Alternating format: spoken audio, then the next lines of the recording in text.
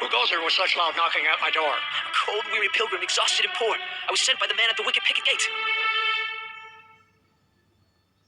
Oh, why yes, do come in. It's getting quite late. Follow me here inside and I'll show you many things of more value and worth than 1,000 gold rings.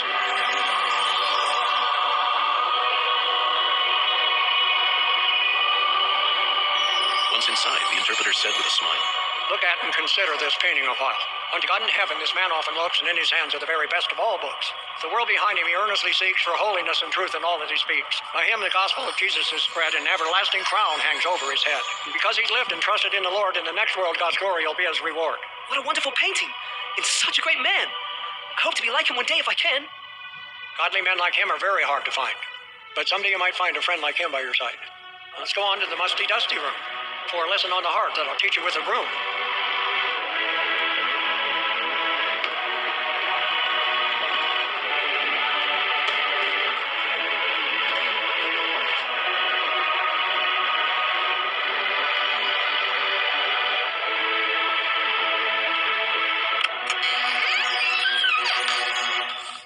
Then Pilgrim looked up and saw an old man who tried hard to sweep a room's dust into a pan. But as he tried sweeping, dust covered the ground. A thick cloud of dust filled the room all around. This dust is so heavy, I can't catch my breath. Please make it stop soon, or I may choke to death. But, madam, please come in with some water to pour all this dust on the musty, dusty floor. A lovely lady then came in with some water and mopped, and the thick cloud of dust by the water was stopped. This room's like a heart that's never been cleansed by the grace of God from the filth of its sins. And just like this room full of filthy dark dust is the sinner's heart full of pride, hate, and lust. Sweeping the room when stirred up the dust as you saw. In the same way, the heart cannot be cleansed by the law. I learned a lesson a very hard way when I wandered up to Mount Sinai yesterday. I thought that the law could give my heart peace, and keeping the rules could sin's grip release. No, the law can expose sin but cannot make one clean. Now I see, but what then did the water here mean? The water is the gospel that tells of God's grace and his power over sin to both cleanse and erase. Without Jesus' gospel, the heart, like this floor, can never cleanse or wash perfectly pure. Yes, I understand now. How profound and how true. Well then, let's go and I'll show you another thing or two. Next he took Pilgrim to a room where a man stood quite content with a muckrake in hand. A bright angel above him stood holding a crown, but the man would not look up. He could only look down. I'll give you this crown of glory and gold in exchange for your rake, though it's worthless and old. But the man answered not, though he was quite awake. He continued the straw, sticks, and muck there to rake. I believe I understand that this man, like most men, cares only for the world, for his pleasures and sin. He thinks nothing of heaven, but of this world alone. His mind is like the sticks, and his heart is like stone.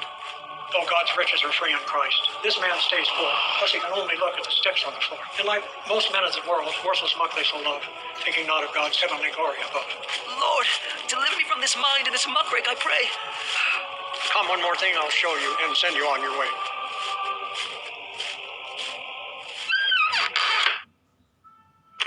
As they entered the last room, a man in bed shook.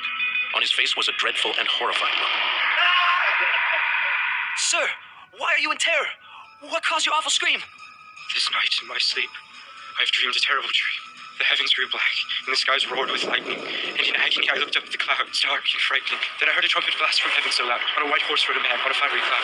10,000s from heaven followed him in the flame, as he returned from heaven the whole world to reclaim. The sky and the earth were both melting away, and a loud voice from heaven said, Rise for judgment day. Graveyards, cemeteries, and every single tomb were opened up, and many came forth to their doom. His coming brought joy for some, for others only fear, as he opened up his book and summoned the whole world to draw near. His people he placed at his right, recalled his angels to take the tares and the goats at his left, and cast them into the burning lake. Then I stood above the pit of hell, and just as the judge spoke, the bottomless pit opens up full of fire, brimstone, and smoke. And I sought to hide myself from him, and nowhere could I find him. His eyes were watching me closely, and all my sins came to mind. And my guilty heart beat fearfully as loud as a drum, and I was not at all ready for the judgment day to come.